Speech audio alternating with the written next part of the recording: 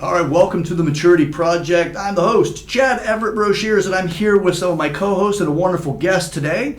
And our conversation is simple, and it's interesting, and so few people actually even consider it. And that is, as we get older in our adult lives, it becomes harder and harder to make new friends, and our friend circles typically tend to diminish a bit. So, all right, what we'll do, we're going to get into the introductions here, and then we're going to go into the subject today. So, Justin, I'm going to start off with who you are, what you do. Yeah. Take it from there, man. Absolutely. Justin Rappel, one of the co-hosts here at the Maturity Project, and I am a sales executive in corporate America. All right, Misty.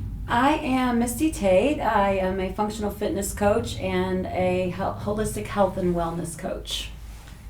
I'm John Borden. I'm a personal trainer with Misty, actually, and also a psychedelically inspired life coach. I love it. Now that's going to be a fun conversation. So you can turn that in with the whole thing. How do you get some friends? All right. So with that, obviously we've got a bit of an interesting panel today, right? And differing groups that we have, right? We have different age ranges that we're working with. Nobody's getting called out for being older or younger or anything. But it's really cool because what we get is where are we at the stages of our life and what challenges do we run into? So, all right. First, before we get into that beautiful portion, subscribe if you haven't already subscribed to the channel. Like the video, help us with the algorithm. You guys know this stuff. Everybody talks about it all the time. But in a very mature way, smash that like button and subscribe because your future is actually in your hands. So, all right. Now, with that,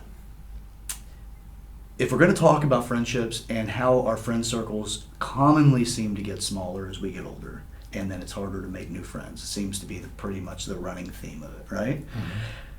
What is a friend, and by what kind of traits or values do you personally need in order to refer to somebody as a friend? So, with that, who wants to go first? Somebody got an idea off the top of their head? Is burning passion, John? Yeah, I can start. Yeah. So for me, what friendship has really come down to as I've matured through life is finding people who are on a shared path. Having experiences and things that you're working towards together. And so we all have things that we want to accomplish in life, places that we want to go, things that we want to do. And the strongest friendships that I've been able to garner in my life over the recent years are those that have a shared connection, things that we're working towards together and can strive towards making an impact in our lives with that shared value and work towards that as a team. Okay. That's great. I love that answer. Absolutely. Yeah.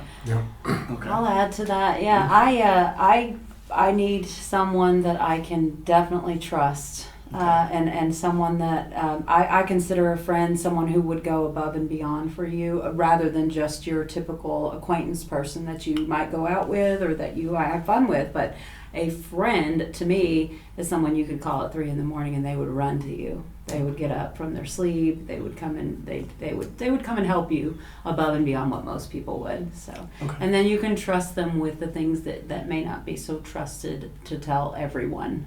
Okay. Right. Perfect. And if I could do one thing that when I add to that and to create a functional definition to some words, like the Rumpelstiltskin words, right? Mm-hmm. And Rumpelstiltskin words, if you guys aren't familiar with why I refer to them that way, is that when they're left in the vague state, but the colloquial accepted, like everybody knows what that is by definition. Mm-hmm. When you call it by its name, you actually change the power of it, right? Mm-hmm. You're not a victim of the term anymore. Now you're the power. You're in power of that term. Mm-hmm. So trust by definition, what would you say that is?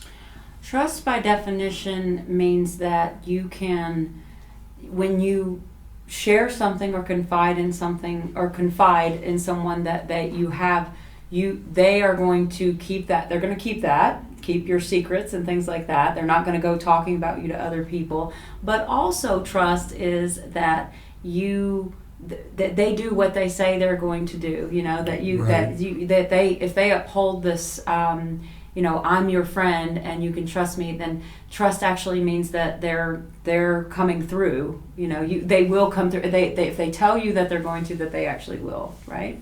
Does that make sense? Or Yeah, does that seem like a good definition of trust? Yeah, no, well, that's the thing. It's like Yeah. love by definition, right? It's Yeah. like if it doesn't have enough of a definition, then you can be more of a victim to the term Right. than the Right. person empowered True. by the term. We all say it, but do we really know what it Yeah. means? Common right. sense statements, right? Yeah, very much. It's like yeah. everybody knows Mhm. what that is. I'm like, please define it, right? Yeah. Like, always be honest. Well, what if you trust that person? They have to lie for you. Mhm. Mm. Like, you're my alibi. You Mhm. know, that's you. That's the person that's always going to be honest is not going to be the person you can trust in that scenario. Right. Right. So I know it's a weird thing to consider because most people won't look at it that way. Right. And that goes into a loyalty conversation, right? Right. Right. But I agree very much with what Misty has to say here, and where if I can elaborate on Yeah, that a please. little bit, it's to be counted on Mm. or to be reliable.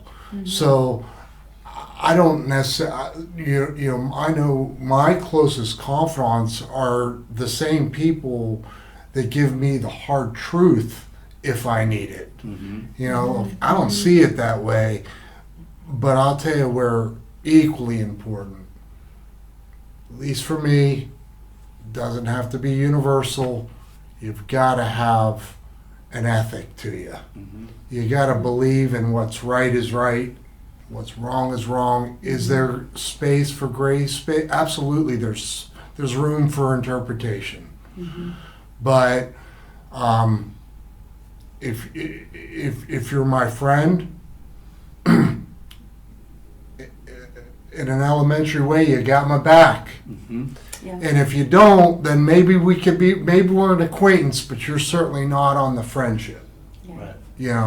Yeah, You're not getting the Christmas card from me if you're in the acquaintance list. correct. Correct. I don't know. Some people send Christmas cards to everyone. Like, why Yeah. am I getting a Christmas card from this person? You know? Marketing campaign. Look, it looks like cursive. It must be a real card from them. Yeah. Thanks for that one session back 8 months ago, Misty. Really Yeah. appreciate it. Right? And they misspell your name. Yeah, misspelled my So name. with They a always lie. do. Yeah. So I'll give a working definition that I use for trust. And this removes the victim position that I've experienced by the word. Because when it's not defined well, you can become a victim of the circumstance of that word. So for me, trust is your ability to predict another person's actions or behaviors so that you know how to allocate your resources. Sure. And make it highly technical, but if I know you're prone to lying, does not mean that I don't trust you to tell the truth or not to tell the truth. It's just how much of my resources am I willing to allocate to you if the return on that is that you're going to manipulate it in a way that I think I got something back that I didn't get. And it doesn't have to be a verbal lie, it could be the manipulation aspects of it as well. Doesn't mean that I remove that person from my life. It just means that I know how to put them at a distance enough that's safe to the resources that I have. So, and it also gives them a redemption opportunity because people do what they do when they're desperate, and a lot of times we witness somebody in a position of desperation, and that's where they get that violation of that, I can't trust you with this. Right. So it's just something along those, it's not something along those lines. That's how I use the word in a working way, and it made it the Rumpelstiltskin. I called it by name. It no longer has the negative power it had prior. Because you can walk around the rest of your life going, that person betrayed my trust. Yeah. But they could have been in that desperate state. Sure. Right. True. And I'm a big advocate for paths to redemption, but paths to redemption without hurting me further. Right. Right. You get a credit line, and you're allowed a secured credit card now. Mhm. You don't get a 700 credit score with me immediately. Right. Yeah. Right. Right. So, I think a lot of that goes back to expectations, right? Mhm. What are the expectations that we have for the people in our life? Right. If you have a close relationship with someone and you can expect a certain action from them based off what you've experienced them and what they do crosses that expectation, then that's a breach of what you know of them to be. Mhm. But if you know that someone's a little bit off the cuff, a little bit of a wild card, and they do something that maybe goes against you, and you say, okay, well, that's just who that person is. Mhm. So it doesn't make you feel any type of way about them because you've already framed them as that person in your mind that's not going to completely play it by the book the whole time. A Very really true. healthy Very point of true. view. Mhm. Yeah, I agree with that completely. That's true. Yep. And then sometimes people exceed your expectations and you never thought they were going to be mhm. amazing, So Yeah. that's, I think, but more often than not, they're going below our expectations. Right. Well, and an additional point for that too, to throw it out there, is that when somebody exceeds your expectations, we as a people seem to have a habit of saying, okay, they exceeded my expectations and surprised me in that category, but I don't look at it as a category. I think as a whole, this person will continue to exceed what my expectations were prior. But it may just be that's their area of maturity that they can shine in, and their other areas may not be as developed. And then we get you brought me up here. I don't know what the hell happened, but you're down here now, and further low and more lower than they would have been had they not actually impressed you, because they changed the benchmark. But you actually changed the benchmark on them and didn't know you did it. And nobody's wrong here. It's just we don't have clarity in those types of developments. So the maturity project, right? Subscribe. Okay, so we are getting some of the tenets on it. Now, how long does it typically take you to feel confident that you're connecting to somebody and not making an acquaintance but turning them into a friend? I'd say this to open it up. It generally takes longer now in my more adult years than it did in a more youthful stage of my life. I think that has to do, one, with life experiences, but I also believe that as we experience new stages of life, our commonalities aren't as universal as they used to be. At 18 years old, suggesting maybe you go off to school, well, you instantaneously have 30 guys that you're sharing a dorm floor with.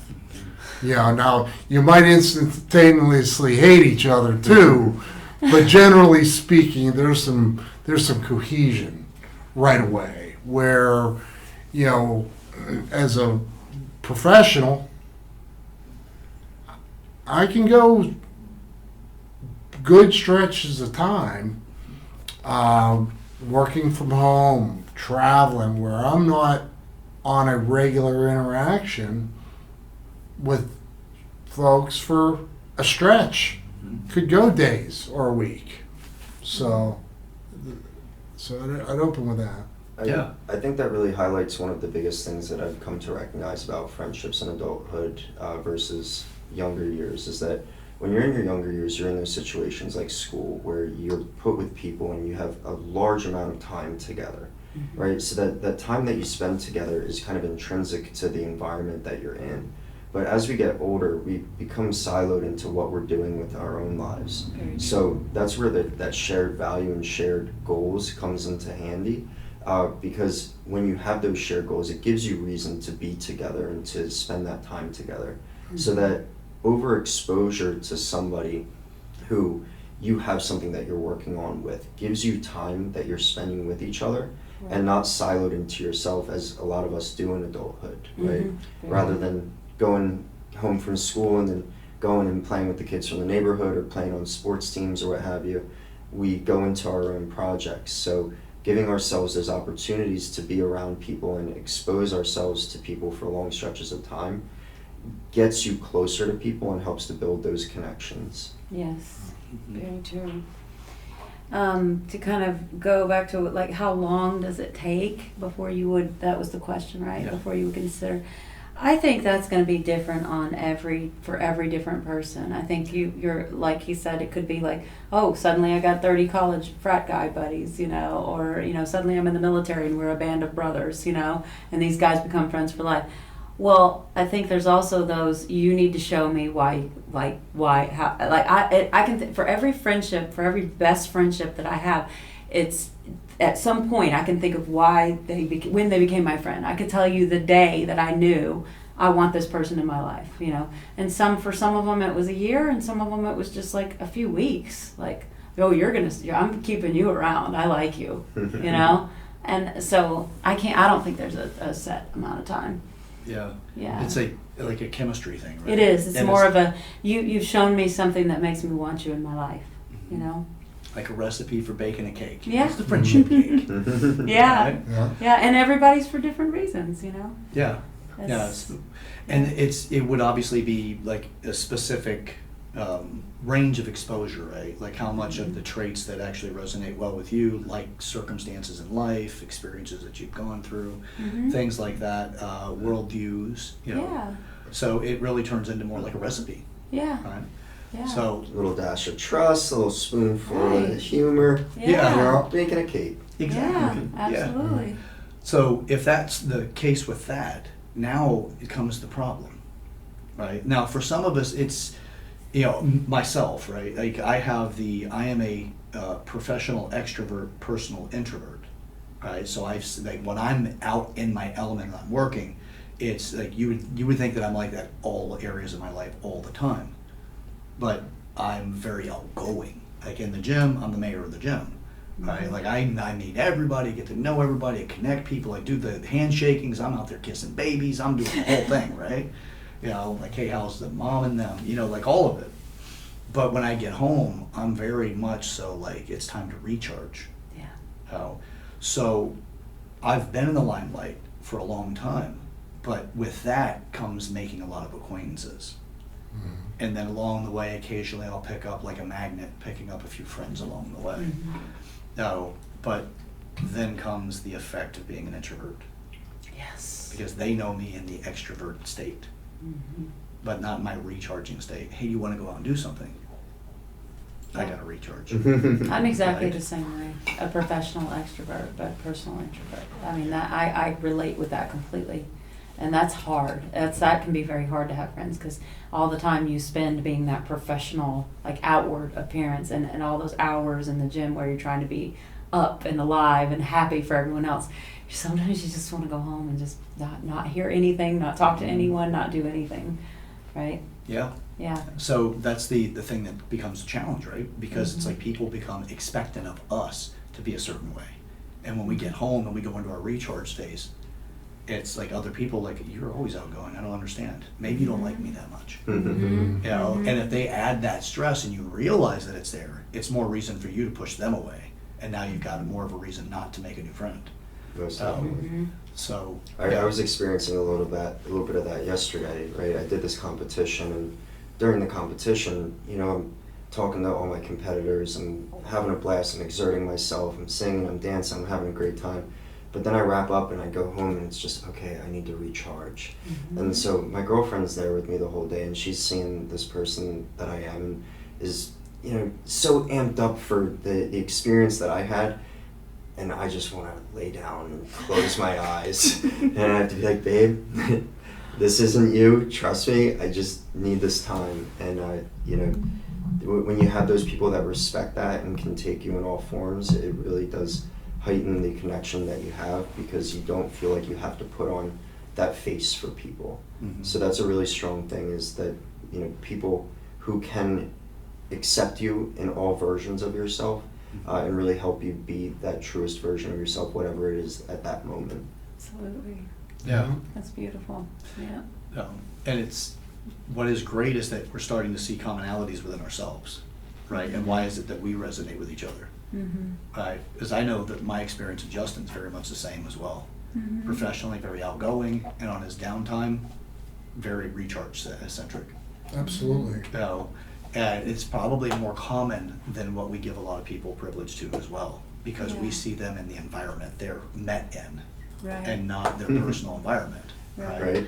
So, and so we can definitely expand further on what it takes to be a friend, right? Which is, if you guys have any more input on that, we'll continue to explore it.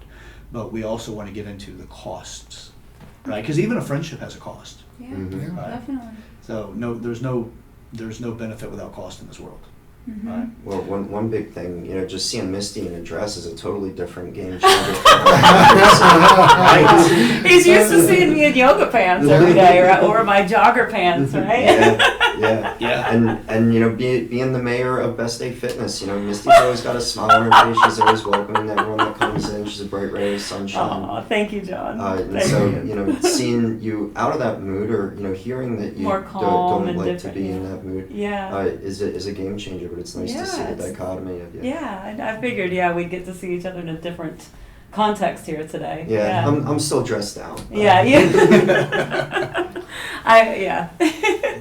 I wanted to wear something different today. I like to do it different sometimes. Yeah, I'm just glad that Justin didn't wear that dress today. Thank God for everybody, that didn't happen. Yeah, yeah. Maybe next All right, week. quick wardrobe change, Justin. Right, yeah. Quick bathroom break. Everybody can take a bathroom break. Here's a fair position to inquire about, though. So I would argue that I grew up in an extrovert capacity, but Chad, to the point that you made, professionally very extrovert. Mm-hmm. Like, seems like the entire panel is. Yeah. When I come home, you got to recharge. Are we a product of the professional paths that we chose? Ah, Ver- that's an you know, interesting thought. what if I was an accountant that lived an introverted professional life? Mm-hmm. Would I be the opposite at a personal level? Possibly. Sure, I would think. Yeah. You know. Yeah. Would you say that you also feel that we as a people are always trying to find our own balance? Yeah, oh, absolutely, I do. Yeah. Absolutely, Mhm. because you know, I mean, not to even make this physical, but I'm a sales executive. I spend what I would say an unnatural amount of time on my telephone between 7 a.m. and 5 p.m. Mm-hmm.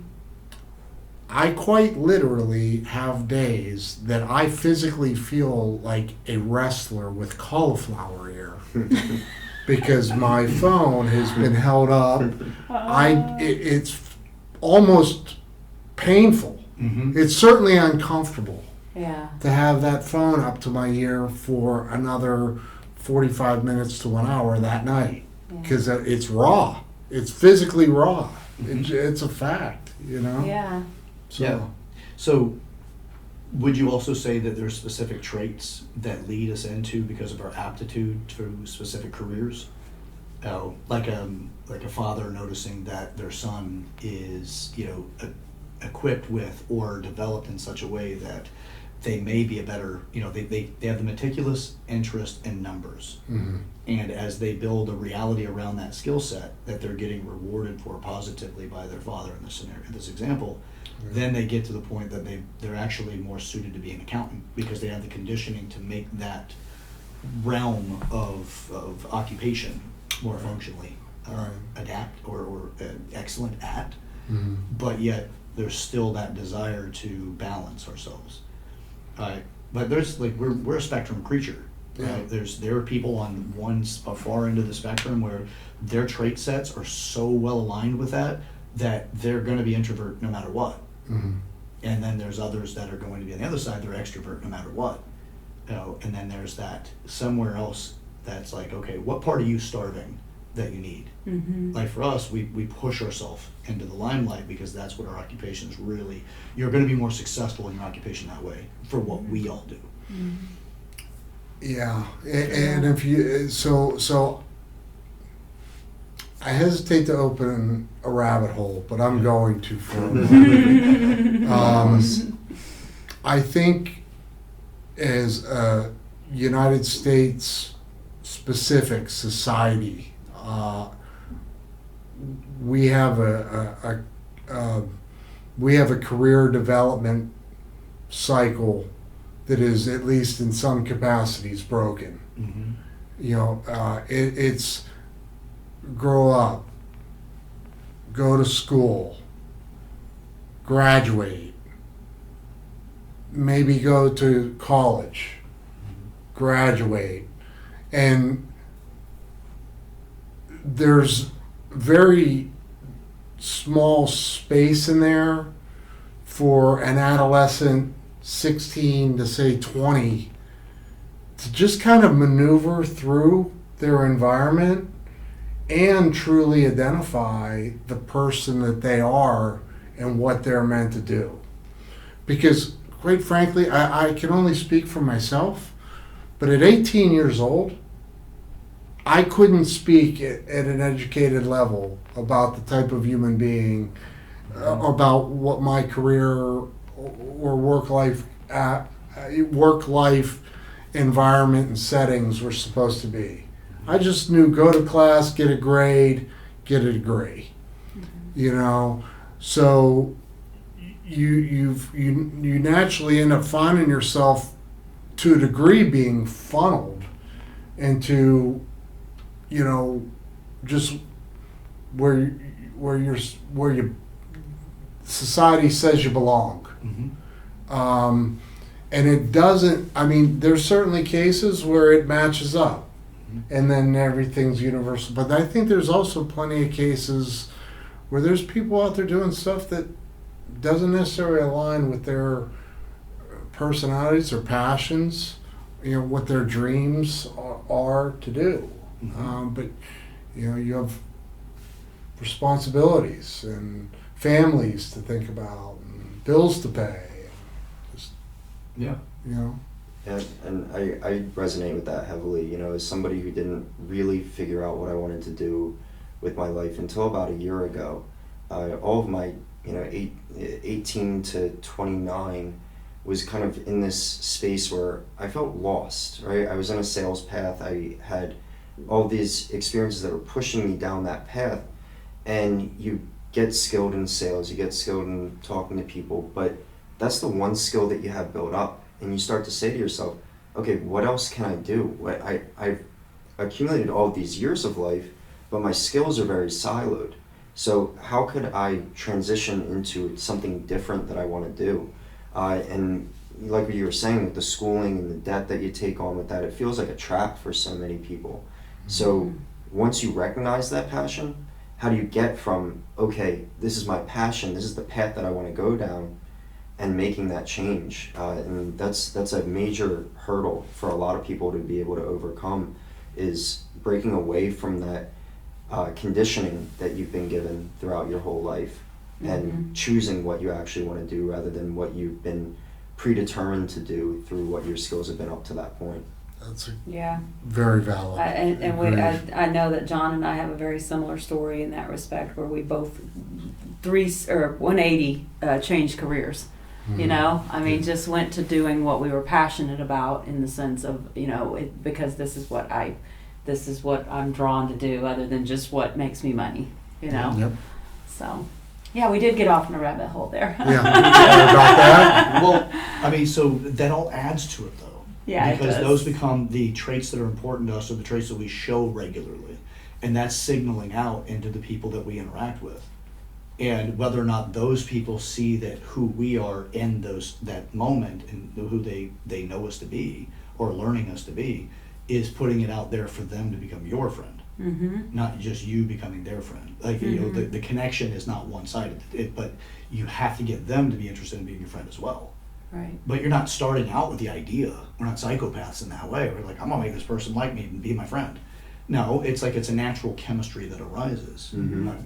So there's a beautiful benefit to it, but there's also a cost, because every relationship you have, when you have the term friend in it, you have to nourish that relationship to the level that's necessary for it to survive. But as we get older, our life priorities shift around, right? Who you believe you're going to be when you're 18 is not who you realize you are at 28, right? For nearly anyone, right? Because life doesn't unfold that way for us. It is, my dad wanted me to be a doctor, you know, and then you become a television host, right? Or whatever. And it's like, well, you disappointed me, son, you know, and then you got like, you know, like all of the stuff that goes around that puts you in an emotional state through those years. But that emotional state carries into every experience that you have to a degree. Now, are those people making friends with you to become truly your friend? Or is that person becoming friends with you because you can move them up in their career? There's a lot of things that can come up in that. but you're not even being who you really are because you haven't resolved the issue with your parents or your dad in that situation. So you're being a consequence of that. I'm upset because I can't speak up to my father. Person meets you and you're in that state of I'm upset because I can't speak up to my father, and the patterns that you've developed over not speaking up against your father become the thing that you now can use in that relationship with them. I'm going to suppress who I am so that I don't upset that person. And it's a pattern of behavior. Then it's like, well, my only meaningful friends are 3 people, but you've had 20 opportunities, but you didn't have the skill sets necessary or the overall development in yourself to really make a meaningful relationship with those other 20 people. So instead of playing the whatever life hands you game, it's how do you make it more of a real thing. Like, yeah, I can make more friends now because I know how to connect with people better on different levels. So with that, that's kind of there's the benefit and the cost value, but identifying that it's a problem as we get older. So what we can do is from this moment, we can go into each one of us, do you identify as being a problem? Is it not much of one? Is it quite a bit of one? And then we'll kind of go through it that way. So John, if you don't mind, we'll start off, youngest to oldest. Okay. Is making of friends a problem? Have you noticed that being a problem at this stage? You know what? So it's a little bit of a. It really goes back to what my opening point was in terms of the shared values and the shared goals that you're looking for. Because when I did have my life awakening 2.5 years ago, I realized at that point that all of my friends were drinking buddies, right? They were friends that I hung out with because we had the shared goal of going out on the weekends and just enjoying our time on the weekends, trying to find girls, right? Those were my buddies. We were all going out as a group together, and that was that shared goal. But then I removed myself from that situation, and I really felt all of those friendships slip away. But it was me withdrawing from that because I knew that that wasn't going to be my goal moving forward. And so it was about a year between when I realized that I needed to break away from that friend group and when I started to really get into myself and drive forward in my own personal life and work towards things, that I started to attract the same type of people that were like-minded to me, that could work on these goals and strive towards things together. And so for about a year, I really did have difficulty meeting friends because the only way that I was approaching friendship was through the same lens that I had prior, rather than going towards the things that really mattered to me and letting people come into my life and building friendships based on what I wanted to do with my life, rather than what I thought I wanted to build friendships around. So now friendship has become something that comes to me rather easily because I'm not looking for it, I'm not seeking it. My friends are people that come into my life and provide value to me and me back to them, and we have this symbiotic relationship where we grow together and can really, attach the meaning of the friendship to what we're able to do together in life. I love that. Yeah. Love that. I was going to say something very similar. It's been more about not so much age, but maturing. How as I mature and those people fall off, because I've made decisions, I don't really want to drink that much anymore, if at all, or I don't want to use recreational drugs, or I don't want to go to these kind of events, or I want to be around people who want to be fit and healthy, I don't want to be around people that are going to just pig out on a buffet every weekend, I mean, seriously, it's about your values. So then how do you connect with people that way? So what I have noticed is that a lot of those old so-called friends dropped off when they realized that I was in a different space. So, but then along the way you start meeting how I came in contact with you, like you're right in alignment with what I'm doing in my life. And then I met Justin and I met John in the same way, because I am in a place where those kind of people hang out, right? Mm-hmm. And so those people, I don't feel like it's so much of a problem, other than, not that I need a ton of friends, and not that you guys are all like my best friends, but I consider you all friends. But I think that they will be placed in your life along the way as you mature, And it's really about mindset and about how you look at it. It's like, oh dang, it's so hard to make friends. Well, where are you? What are you doing? Where are you hanging out? Because there are people everywhere, and if you're in the right place, then they're going to come to you. Yeah. And what resonates with that is going to be spirituality and community. It'll have some elements of emotion and knowledge. Mm-hmm. Are the 4 areas of maturity that really stand out there. right? You still have some of the business stuff because of how you met some of us, Mm-hmm. but those areas of maturity, but what really stands out on the spirituality of it is that you're purposeful. And by being purposeful, you're signaling a purposeful person and a purposeful existence, which, as they say, build it and they will come. Right? Yep. Yeah, Yeah. Justin? Yeah, Chad, it's funny you mentioned that because literally the word that was on the tip of my tongue was direction. Mm. So, we're sitting in a room full of people today that have a common direction, and ironically enough, we're together, Mm-hmm. right? I think all four of us, I don't want to speak too freely, but all four of us at a much previous state were maybe a little more rudderless, a little more like, let's go out and like just have a good time. Yeah. But then there was a common theme. I could be in a foreign city where I know absolutely nobody. And man, where do you even look? Even if you have direction, where do you, I mean, I don't know, John Doe, one human, where in this setting, not to take any credit away from any of us, but we're fortunate enough to have a common friendship in Chad. Yeah. And therefore there's this natural tendency for it to funnel into a direction that we are coming together. Yeah. I would almost, going back to the traditional bar scene, at least as a guy, I would much rather walk into a bar and sit down with at least one person as opposed to sitting there as a complete satellite, not knowing, not looking like you have a single friend on the planet. That gets tough, man.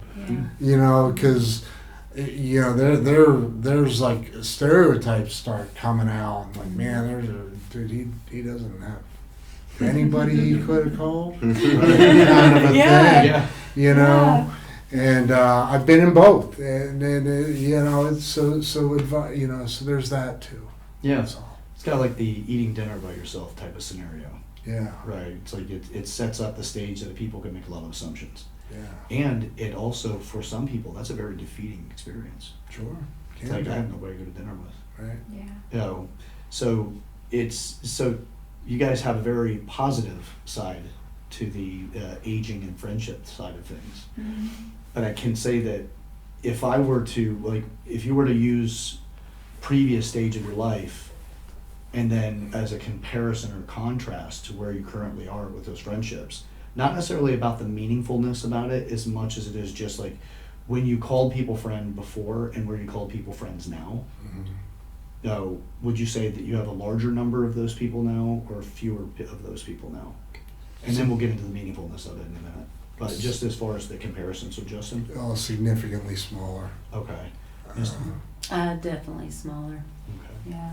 John? Yeah, I wouldn't say for certainty that it's smaller. I mean, I've had a wide range of experiences, and through college I was in a fraternity and had a definite huge group of people that I would consider friends at that point.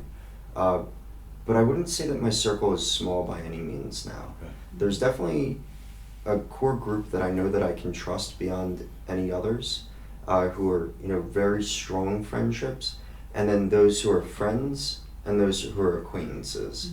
But I wouldn't say that it takes too much to move from the acquaintance to friend, as far as someone that I could call and say, hey, I'm having a housewarming party at my place, come on by.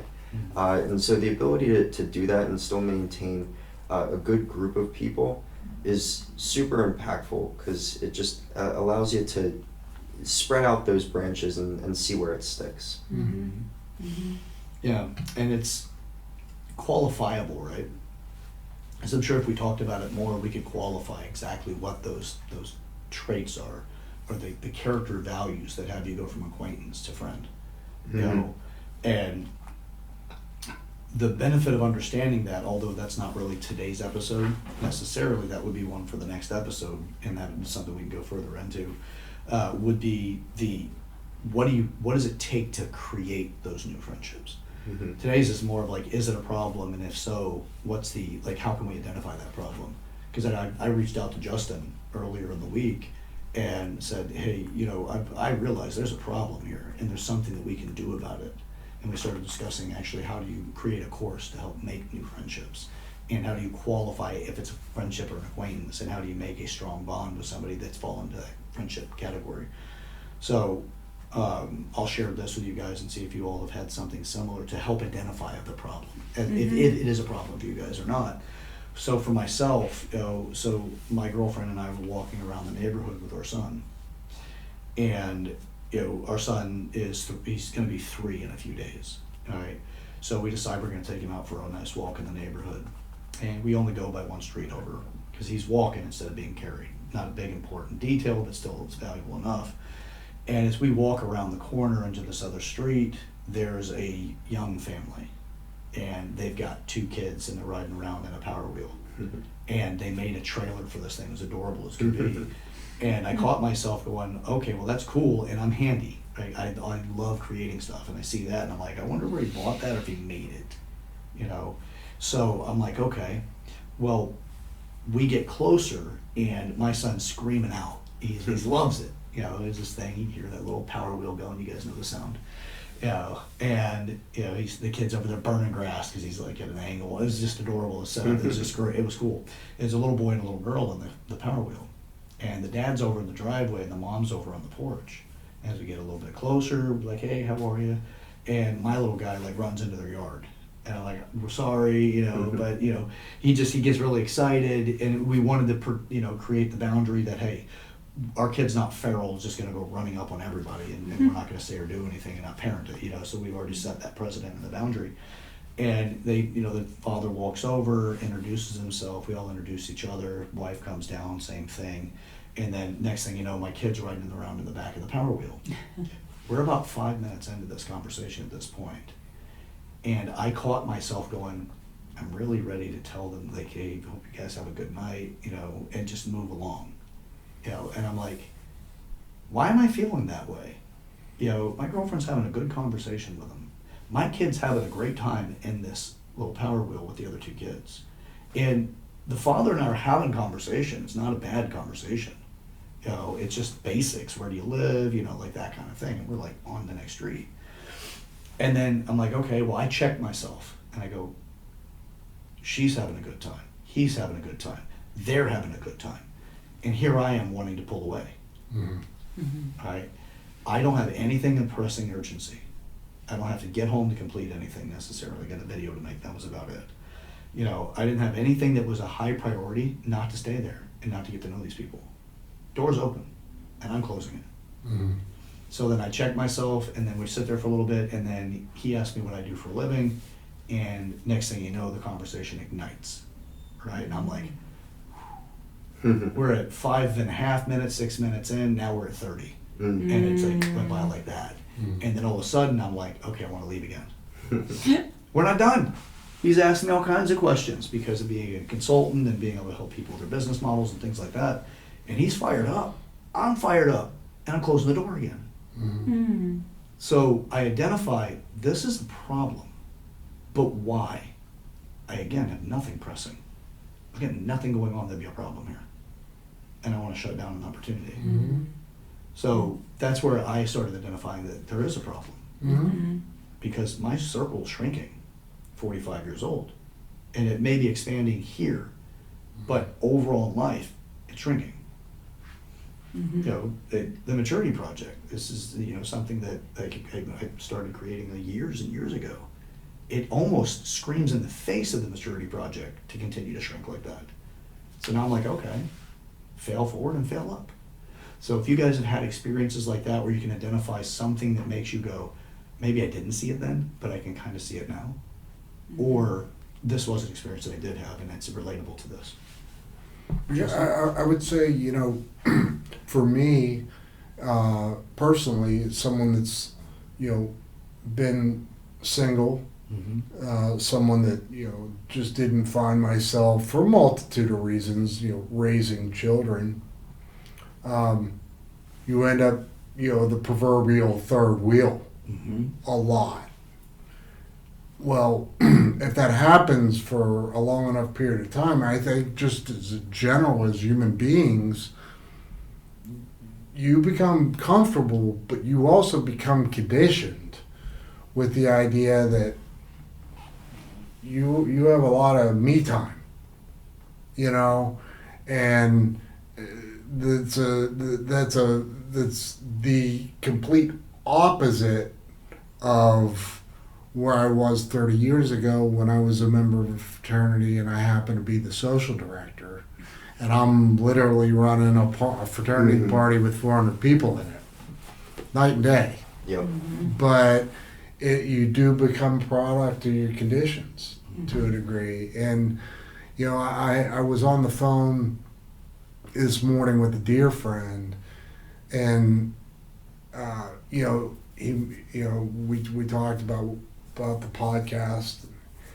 He said, we all need to do a better job of practicing coming to where each other are.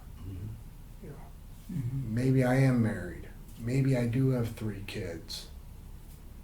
I can't talk to you at 10 o'clock in the morning on a Saturday because I got Indians at my ankles. I'm trying to fix breakfast and they're screaming. So we wake up at 6 a.m. while they're still in bed and we catch up, Because you want to keep the friendship. Absolutely. Right. But how many of us, however, are cognitively considering that versus the possibility that we're all just kind of beep-bopping through life a day at a time. And man, I haven't heard from Jimmy in 10 months. Gosh, so. Yeah. Yeah, it's kind of the idea also, it's like, who do you think's going to show up at your funeral? Yeah. Right. Keep going through life and we keep missing all these opportunities. We don't nourish these bonds. Yeah. So that's it. That's it. I don't mind. You mind if I jump on in here one more time? Yeah. I'm sorry. Yeah. So it's some of the stuff I listen to. It's funny you mentioned the funeral concept. It's like when you come through life, and you're laying there whenever your final days are being counted. I mean, how many I wishes do you want to have standing around that bed of opportunities, whether personal, professional, whatnot. God, I wish I would have taken the chance. God, I wish I would have gone and introduced myself. Gosh, I wish I would have explored that. How many of those do you want surrounding that space? For me, I know as few as possible. Yeah. It would be the short answer to that for me. So. Yeah. To me, I kind of look at it this way too, is that like at the end of your life, you don't want to say, hey, at least I paid all my bills. Right. Yep. Well, at the end of your life, you also don't want to say, hey, at least I spent all my time alone. You want to have the wonderful joy of living and the fulfillment of it. Yeah. That's right. But you got to nourish it. It does take some effort. It's not an accident. Yeah, by virtue of who you are is the beautiful core, but then there's what effort's necessary to nourish those new relationships. Okay.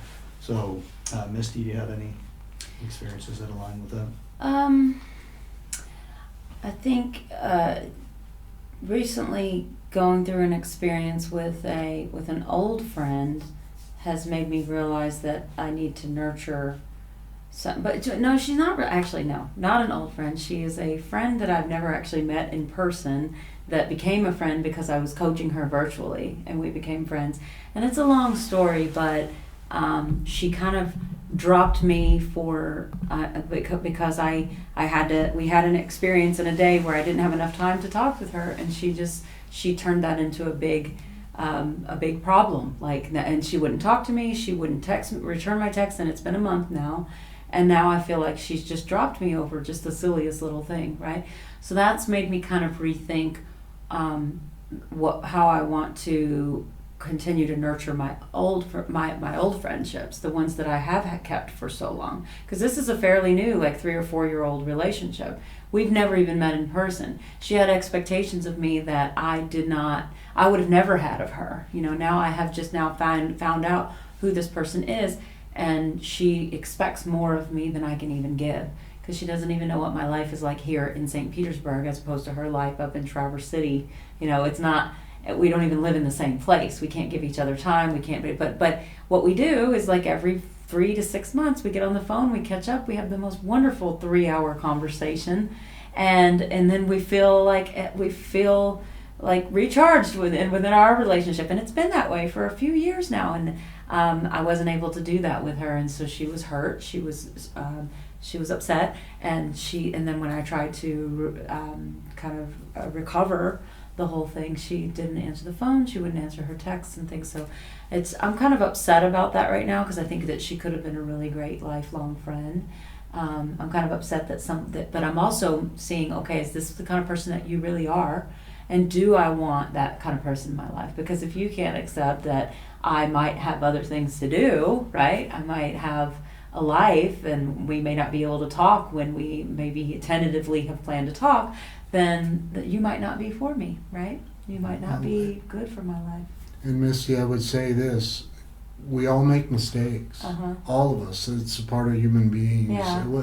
I question whether or not you made a mistake in this example or not. Or if she's overreacting and guilting me for something that I didn't really do, because I had no malice or no bad intention. Correct. So, and I would agree with that. But what I also heard is that you took a proactive step towards not placing fault or blame either way, but trying to build an immediate bridge. I did. And I a got bridge nothing that for 30 days now. That's correct.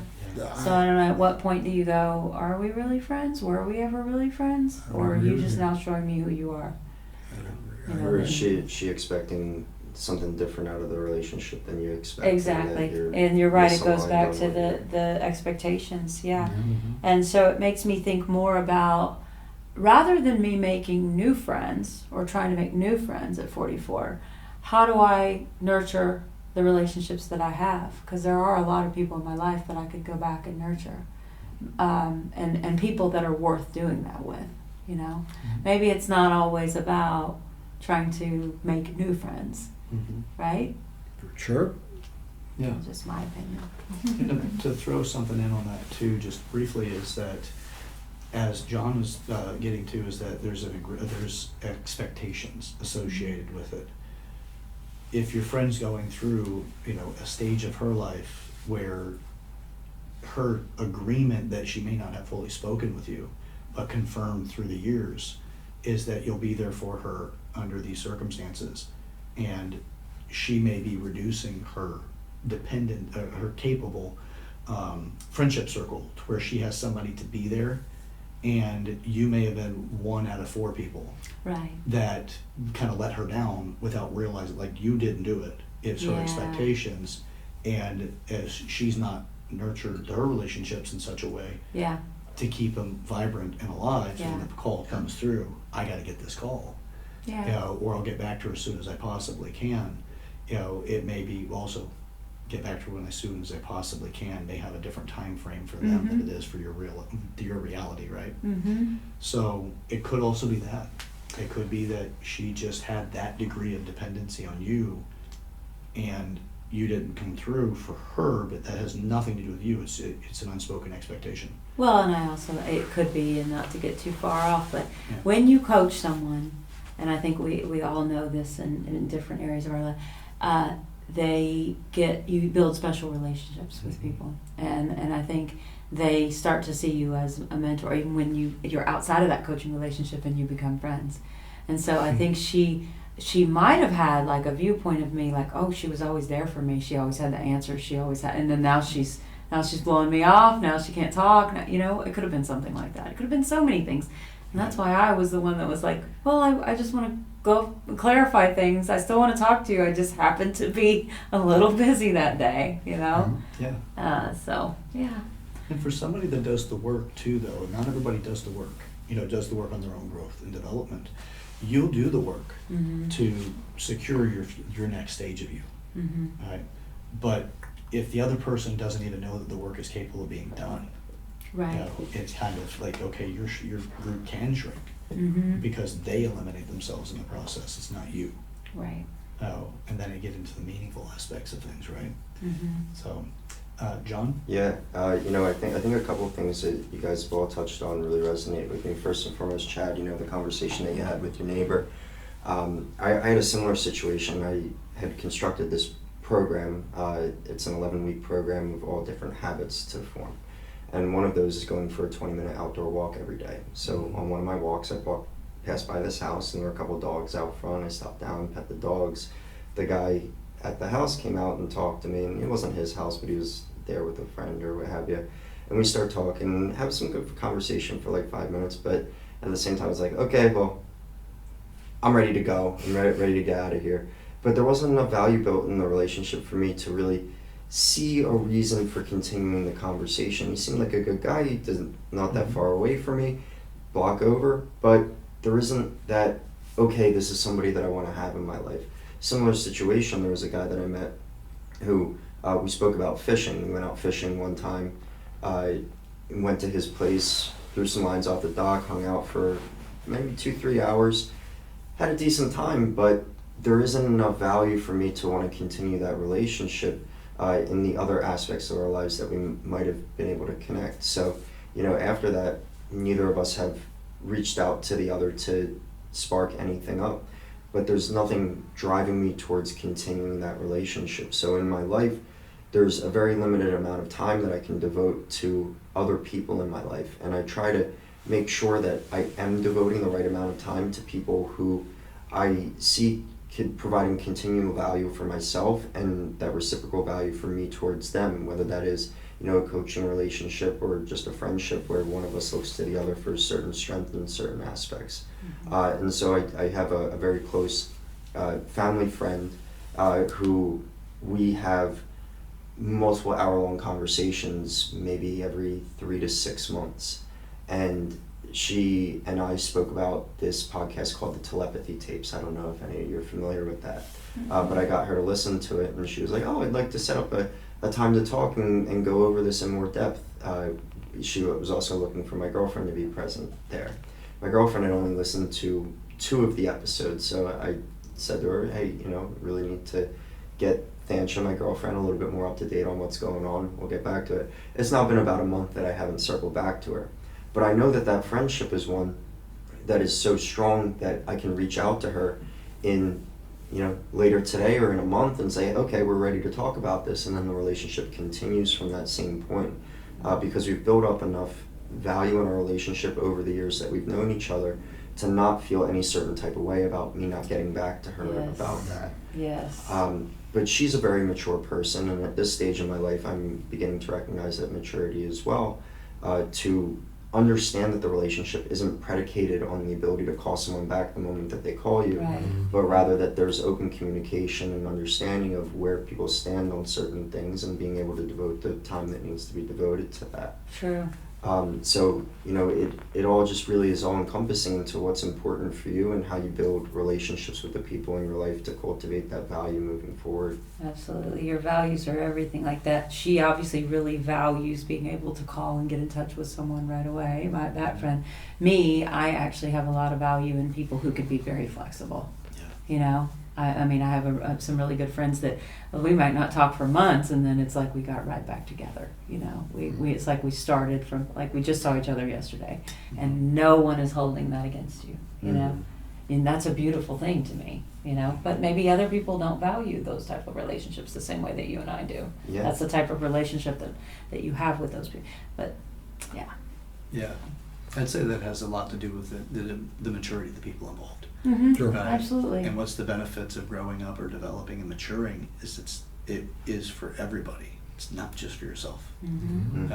And if you want to be really altruistic, focus on growing. Mm-hmm. Develop yourself. Yep. Everybody's like, oh, be altruistic, so always be out there. Well, who's out there? Mm-hmm. Right? Because you're dragging your baggage if you're not doing the work. Right. Right? And then you get other people shackled to your baggage. Like, Yep. you didn't Right. answer the phone when I called. Baggage hook, man. Yeah. This Yeah. is a cuff, and I threw away the key. So Yeah. now you got to make amends in order to get this thing off you. Yeah, there's Yeah. definitely what I feel a lack of maturity in anyone that would guilt anyone else about something like that. You Yeah. know, I mean, yes, you may have held me to a certain standard over other things, you know, but to guilt me over something like that, and there's a lot of other little things that people don't deserve to be guilted over. So. So I would say that falls into the retribution of and the redemption of trust, Mm-hmm. right? Like create a trust opportunity for redemption, which is, hey, we've gone through this stuff, and as a more mature person, encourage you to grow as well. Mm-hmm. So I'll answer the phone when you call, when you finally do, and I want to address this then. Yeah. And just have in your mind, Yeah. a phone call comes through.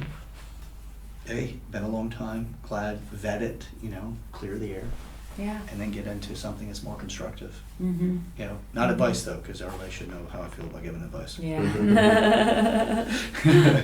Yeah. Okay, so we've pretty much identified that there is a problem out there for people. Now, we have varying degrees of the problem, right? We can identify it. Some of us are not necessarily really stricken in such a way that it is a problem for, like with John, it's not really a problem in John's world. But we can definitely say, hey, your circle does shrink over time. So, not necessarily a problem. It could also be the shedding of people that just didn't fit where you're going. Mm-hmm. And they fall off naturally. It doesn't mean you're not friends. It just means that you're not friends that depend on each other the way you did before, or complement each other the way you did before. Mm-hmm. So complement would definitely be the more mature side of that. Depends would be the other side of the coin. Mm-hmm. It's depend on you. Well, with this, we're coming into the closing portion of the identify the problem, or is it a problem? And to go into any closing ideas about this, because the next episode is one that we're going to focus on. Okay, how do you turn it from a problem or a potential problem into a benefit and a desirable outcome? So that'll be the next one. But you guys have anything in closing on this one? We can start off with Justin and we'll work our way to John.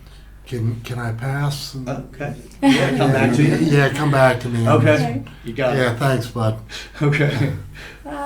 Misty. Misty. In closing, I think there's a lot more to be explored here, for sure. I think just identifying it as a problem. I like what you're doing there, because we could have talked all day about, how to make more friends, but again, I don't know that yes, it's a problem, but it's all about the mindset of what you think is a problem and how you're going to address it. Right? Yeah. So. It's so big, Misty. It's how do you frame what you're going through? Mhm. Do you identify it as a problem, or like you were saying, Chad, do you understand that maybe there's certain points in your life where you need to take a step back from trying to make friends, trying to put yourself out there, and really discover what's important to you before putting yourself forward.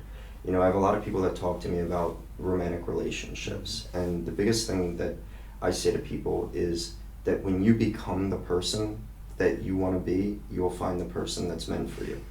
It's when you're looking for people for outside validation, that you start looking for things extrinsically, when that all should be intrinsic, and the people in your life help to complement what you're already being.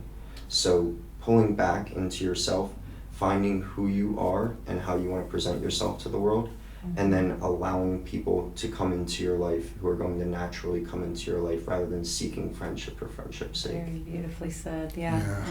That I couldn't have put it better, John. I don't think I could have either. Yeah. That's perfect. Yeah. Yeah. Yeah. Anything I say would be very redundant to what we just said. Yeah. So, thank Yeah. you. Well, Yeah. guys, it's been a pleasure as always. And the goal for this particular episode is just simply to identify, look, it may not be a problem for the people on the panel and for us, but it can definitely be one that other people deal with. And our thing is, okay, we're people that do the work. We're the people, and when I say do the work, it's not like a thing of work. This is it. We don't have the checklist on everything that we do, but we're self-aware and we're constantly looking to grow. For the maturity project, we just frame it that it's 8 different areas you can grow in, and how do you develop yourself? How is it affecting you? And it's how can you turn that into a benefit? Be responsible, accountable, those kind of things. So with what we discussed today, we're just discussing, hey, this can be a problem. I identified it as a problem for me because it's everything can shrink, especially as stress gets greater. Being a professional extrovert, personal introvert, well, as stress gets greater, I need more of that recovery, which means more of the isolation or more of the reduced people that I'm involved with. And that's not always great when you're in a stress situation, because having community ready to support you is a benefit. But I have a little bit of a hard wiring where it's like I take on the hardship because that's going to make me grow. And where that's affected me is that it's actually created the hardship in community. Because I'm not connecting with people when I go through those things, I retract and reclusive. So if I really want to step up and step out into an area that's get out of my comfort zone, and the comfort zone is actually a stressful place, but I'm accustomed to dealing with it because I say there's a lesson here. But the lesson on this for me in self-reflection and a closing statement is my comfort zone is being in that state alone and stressed. Where I would actually get rid of a lot of that stress is bringing my community in. And that's where I'm uncomfortable, because that's where, hey, I just met you, I'm kind of ready to leave. It doesn't mean that I'm not, making a relationship creates its own costs, right? Because there's a lot of things you don't know about that person. How much do you allocate your resources to create that thing? There's all of that fun stuff, right? When I say allocating resources, I don't just mean money. Also your time, your attention, your knowledge, your emotional state. There's a lot of things that actually accumulate into your resources. So today we've done a good job talking about what the challenges are that people are facing. And you can see where people had, like with John, he's had his spiritual awakening, where he went from the life that he had before, and now he's the other side of the coin. He's a different man. And now his different man is affecting the world in the ways that he's been affecting it, and it's really kind of still getting started, right? Yeah. So, and then for all of us, I know that Justin and I have gone through some of the hardest times in our life in the recent past. And what comes out of that is that phoenix being rebirthed, and now it's that more magnificent creature. We're all in our different stages. And Misty, I know with you, you're always doing the work too. Yeah, but I've had my, phoenix rising moments too, I mean, I've had my, we all, and that definitely changed who I wanted to keep around me, dramatically. Oh yeah. Yeah. Yeah, we'll do that for sure. But it also, has brought some amazing people into my life, including all 3 of the people in this room. Yeah. So. Yeah. With that, the phoenix catching on fire is like the kindling of the wood. That is like some people turn into the dead wood in their life. Now, it doesn't mean they're gone forever, but who they were at that stage that they caught fire and caused the challenges that we faced, it just means that they may also be in their own phoenix stage, or they're on their way there.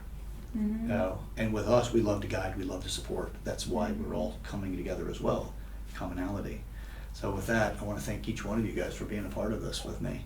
And what we've went over today, I hope that the viewers can see something out of this and for themselves. Because it is that, we're here to help, we're here to grow, we're here to fail forward and fail up. And it takes something to do that. You really have to step out. You have to be willing to share the stories that you've gone through in life and face the potential of embarrassing yourself to the people that are on the other side. Now, are we? Probably not. But we're putting out the vulnerability that truly humanizes us. We're not the gurus. We're not here to tell you we know everything about living your life the right way. We're here to tell you that there's ways to grow. And we've all faced them, and we've shared some of those today. Though, sometimes the uglier the better. Like, I know I just met you, and I don't care what you have to say anymore. I want to leave. It's not really what I felt, but it could be interpreted that way, right? And it turns out they're an incredibly nice family. And it's just, that's me, and to deal with me. So Yeah. thank you guys for being a part of this. Yeah, Thank thank you. you. Thanks for Yeah. having us again. Appreciate you, Chad. Thank you, Yeah. Chad. Well, for you guys at home, I will say this, and I say this at the end of all my videos now, is enrollment. Enrollment is incredibly necessary if you want to reduce the empathy crab. You know, because an empathy crab is it's a crab in a bucket that brings you back because they care.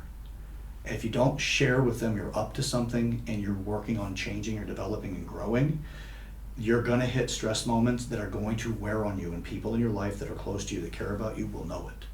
And they don't know you're up to something, they just know you're stressing. They're gonna bring that care and love and try to bring you back to where you were when you started growing, because they're trying to show you that space, that care and love, because you didn't enroll them. If they knew you were up to something, they would be supportive enough to at least not try to drag you back to where you were, and maybe even ask the question, how can I help you, how can I support you here? Because they know you're up to something. But if you don't share it, you don't get them enrolled, they don't know you're up to it, they're gonna try to bring you back.